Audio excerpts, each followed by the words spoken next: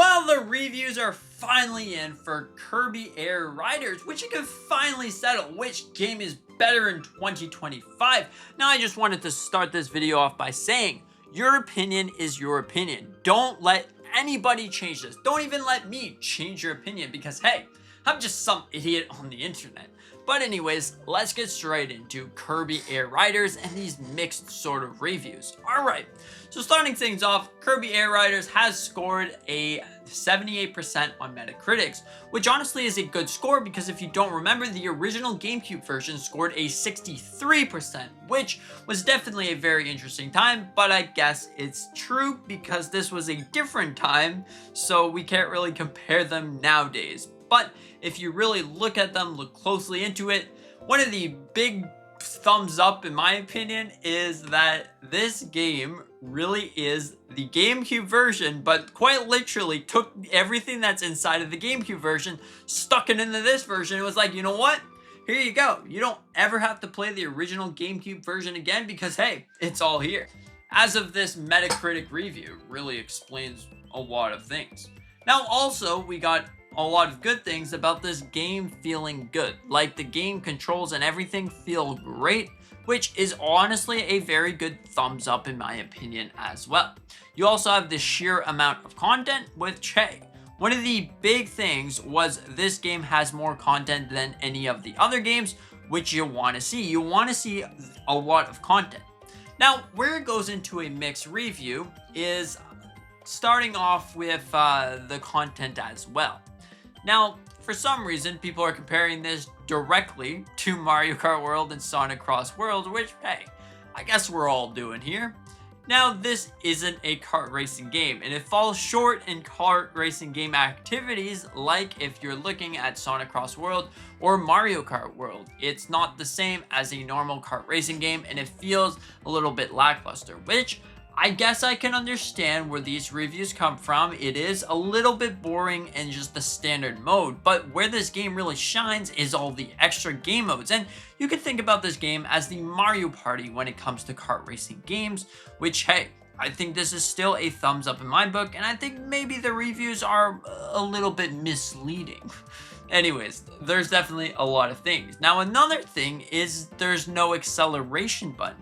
Now, the acceleration button, I honestly understand. This is one thing that I definitely saw coming. When I was playing the demo, I couldn't figure out how to accelerate. I tell you, I was probably just running into walls, trying to figure out, is there a way to go faster? What in the world is going on here? Until I realized that there wasn't an acceleration button. The game doesn't really tell you, okay, there's no acceleration button, so don't click A, don't hold it. You have to just keep going.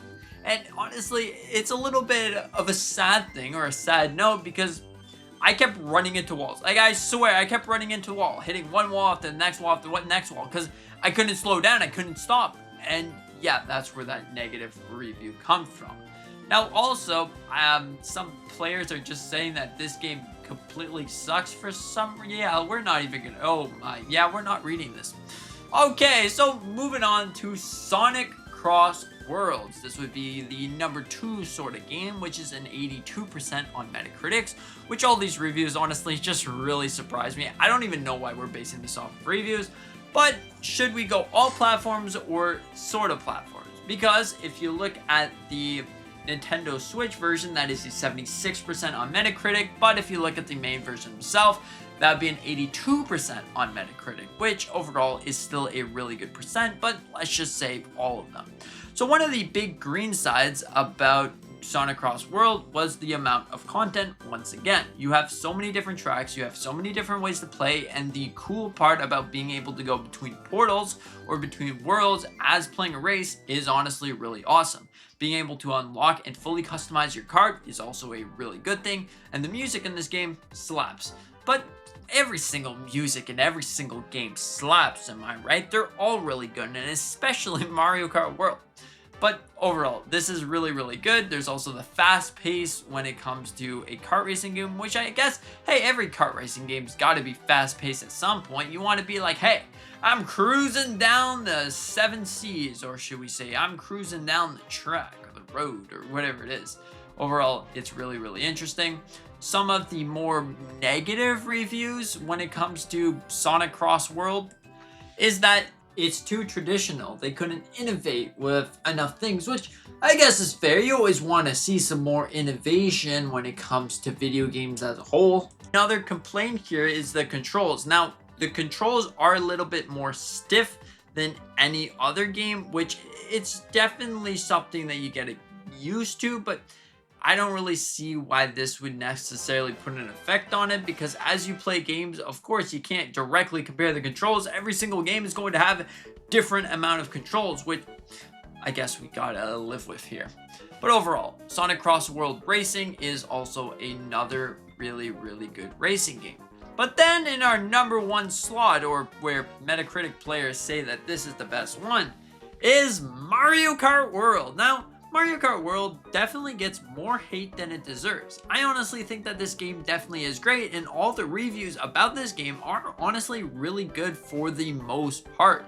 Like, for example, we got a review right here that says this game has a lot of content, but the one thing is, the open world feels flat, but everything else is good, which is a really good thing, and I really agree with that. The open world does feel flat and bare bones. There's nothing really going for the open world, but if you put all that stuff aside, you can see really good routes for a great game. Like, you can see the P-switches in the open world. If you're not doing any P-switches, there's not really much to do, but P-switches really go there and save the day. You got amazing track remixes of pretty much every game, which is really, really cool as well, and it works really nicely. You have pretty fun intermission tracks. Some of them kind of suck, but others are really fun.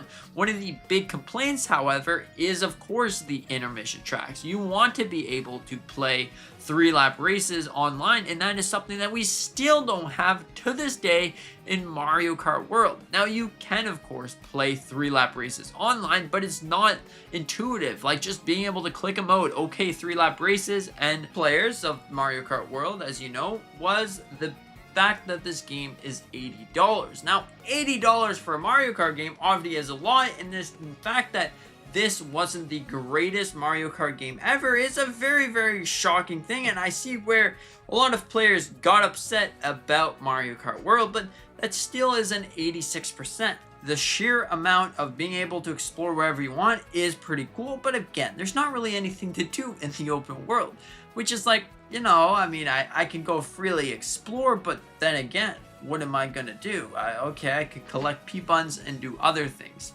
Now, overall, these are all very interesting, but do you agree with the Metacritic reviews? Do you think that Kirby Air Riders has lost the competition between kart racing games? Or do you think, I don't care, people can have their own opinion, Kirby Air Riders still is the best game? Or are you more like a Sonic Cross World Racing sort of person? Overall, it is completely your opinion, and I think all these games are great in their own way. Kirby Air Rider, Mario Party of kart racing games. You have so many different game modes, you have so many different ways to play, and it really feels like, honestly, a brand new game, something that I've wanted to see in a long, long time. Then we got Sonic Cross Worlds, which really takes the kart racing formula and flips it on its head. Being able to go between realities as you're racing really makes for a great game. Then we have Mario Kart World, being able to have an open world, intermission tracks, which some of them are good and cool. Rainbow Road, the Rainbow Road in this game is so good. And the music, now this is like the best music that we've seen in any Mario Kart game. I'm just going to have to say it. The remix tracks in this game are so good, and it's kind of a bummer that there's not this on Nintendo Music, because I would be listening to this all day long. But what do you think about this? Do you think that these Metacritic reviews are great, or did they just piss you off? I don't like Kirby Air Riders being in the dead last, 78%. What are people thinking at this point? Of course, it's still earlier to say if this game is definitely worth the price or it's not worth the price at all. But anyways, I keep you up to date. And with that being said, I hope you have a fantastic day and see you in the next one. Capiche?